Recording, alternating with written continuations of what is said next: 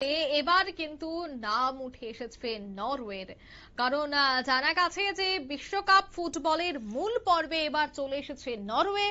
28 বছর পর বিশ্বকাপে নীতীশ সূর্যের দেশ। তবে ইতালিকে 4-1 গোলে হারিয়ে যোগ্যতা অর্জন। বিস্তারিত সেই বিষয়ে জানবো। টেলিফোন লাইনে যুক্ত হয়ে গেছে ক্রীড়া সাংবাদিক বিপ্লব চন্দ্র। বিপ্লব, 28 বছর পর বিশ্বকাপে এবার নিশীথ সূর্যের দেশ, কি বলবে?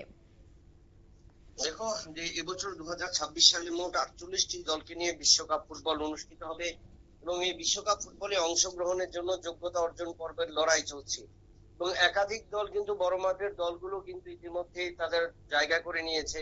তবে আজকের দিনে যে দাঁড়িয়ে যে যে সমস্ত বড় দলগুলো এখনো অংশ নিতে পারেনি বা যোগ্যতা অর্জন করতে পারেনি, সেই ক্ষেত্রে প্রতিদ্বন্দ্বিতায় নেমেছিল ইতালি এবং নরওয়ে। এবং এই নরওয়ে 1998 এর পর আর কিন্তু বিশ্বকাপে যোগ্যতা অর্জন করতে পারেনি, কিন্তু এবছর ইতালিকে, শক্তিশালী ইতালিকে তারা 4-1 গোলের ব্যবধানে পরাজিত করেছে। এবং এই পরাজিত করার কারণে 28 বছর পর 2026 সালের যে 48 দলীয় প্রথমবারের মতো বিশ্বকাপ অনুষ্ঠিত হবে তিনটি দেশে, সেই তিনটি দেশে খেলার যোগ্যতা অর্জন করলো।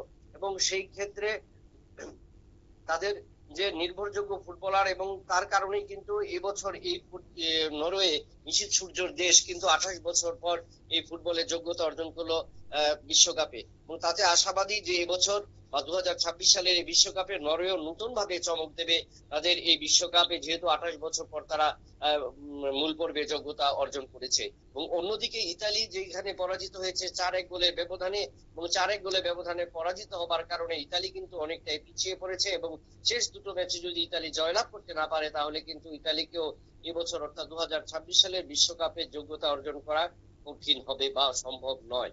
অঙ্কিতা, একদমই ধন্যবাদ। অর্থাৎ ইতালিও কিন্তু এবার চাপে রয়েছে, নিজেকে প্রমাণ করতে হবে। যদি প্রমাণ না করতে পারে তবে কিন্তু সে বিশ্বকাপ থেকে ছিটকে যেতে হবে ইতালিকে। তবে অন্যদিকে একেবারে যে চমক করার মতো তা হচ্ছে যে বিশ্বকাপ ফুটবলে মূল পর্বে কিন্তু নরওয়ে। নিয়ে নিচ্ছি ছোট্ট একটি বিজ্ঞাপন বিরতি, সঙ্গে থাকুন।